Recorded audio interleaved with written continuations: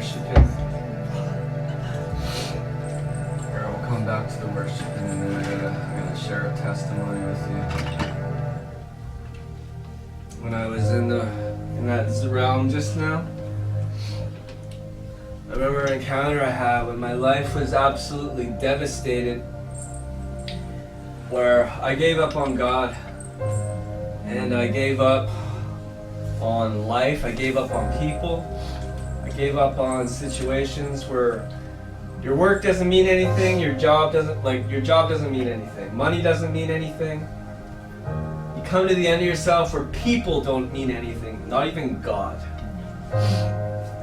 Because I felt like He failed me. And He set me up with this person who absolutely devastated me. And I don't know what happened, the enemy got in there, but I was angry and bitter in my heart, but there was still some part of me that wanted to cling on to God. And so I was listening to someone preach in my car, and I had the MP3 player going, and I was speaking in tongues. I'm like, God, help. That's a good prayer. Jesus, help. What do I do? Everyone's betrayed me. My closest friends are like a million miles away. I feel all alone. Where are you? And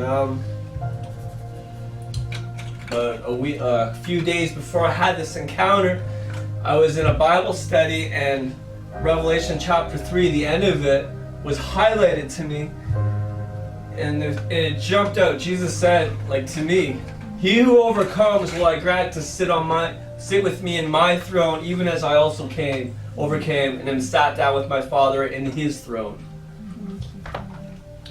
He spoke that in the book of Revelation. He was saying it to the churches. That's what we are, right? Amen. In the Old Testament, you can't. They had this thought that no one can see the Father and live. No one can see God and live. Well, in the New Testament, you die so you can see. You hide in the rock so you can see. Moses saw his back parts. But in the New Testament, we're already dead and risen with Christ in heavenly places, so we can see.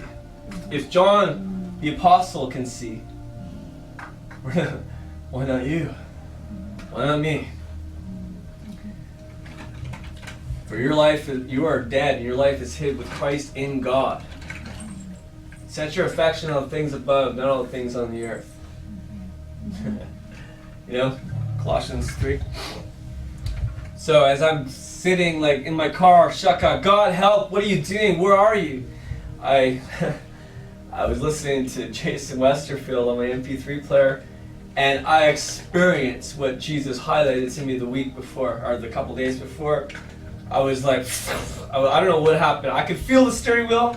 I could feel the car. I was driving, and I was in two places at once. I was on the earth, and I was seated with Christ in heavenly places. That's not just a good idea. That's a reality. This might feel real, but an angel coming through and smiting all those people in the Old Testament was just as real.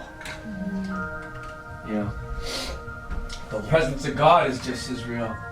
So as I'm sitting in my car, just crying out to God, help me, Abba, Father,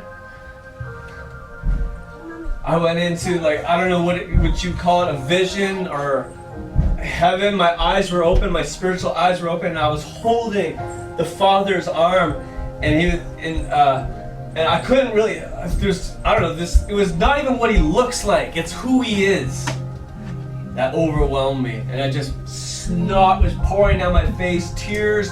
I don't know how I saw the road, and I'm holding the Father's arm, and I can sense that He's looking at something, because He's not looking at me. And I'm kind of looking at Him, but I can't see Him. I'm looking, but I know He's there. I'm looking at the Father, and I'm looking to see what He's looking at.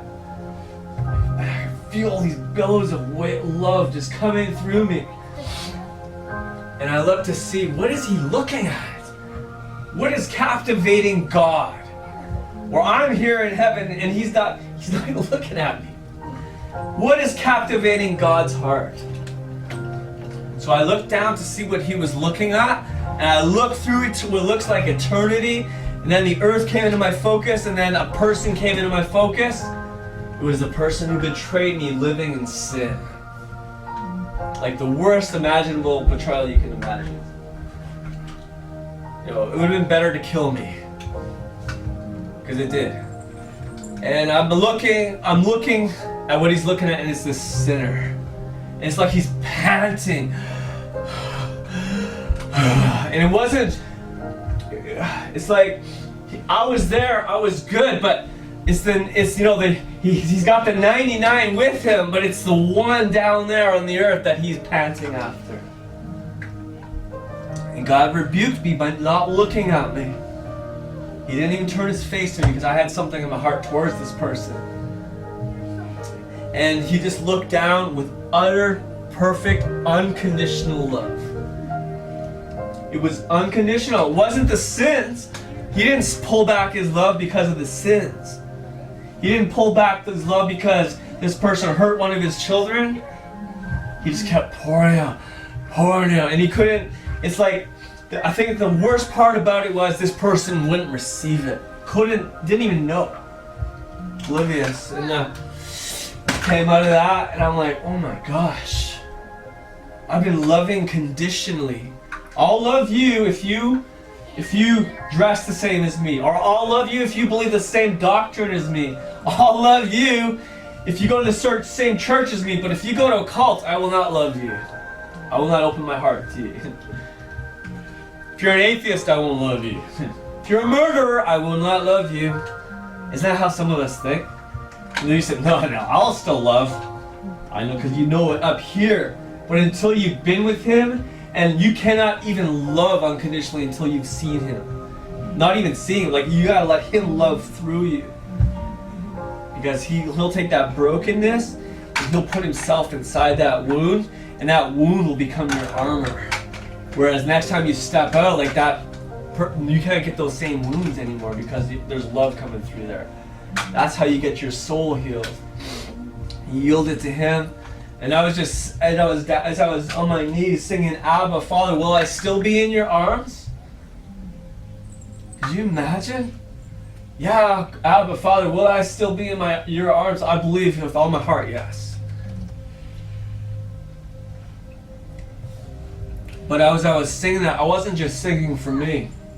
I was saying, Abba, will we still be in your arms? Everybody in this house, God, will Gabe still be in your arms? Will Isabel still be in your arms? Will Josie still be in your arms? Will Sunny still be in your arms? Will Lydia still be in your arms? Our Father which art in heaven. Not my Father, our Father which art in heaven. It's like you see from a different perspective when you're close to him. You see from his perspective, and he loves unconditionally, and it's grace. You can only give what you've received. If you've received unconditional love, you can give it freely.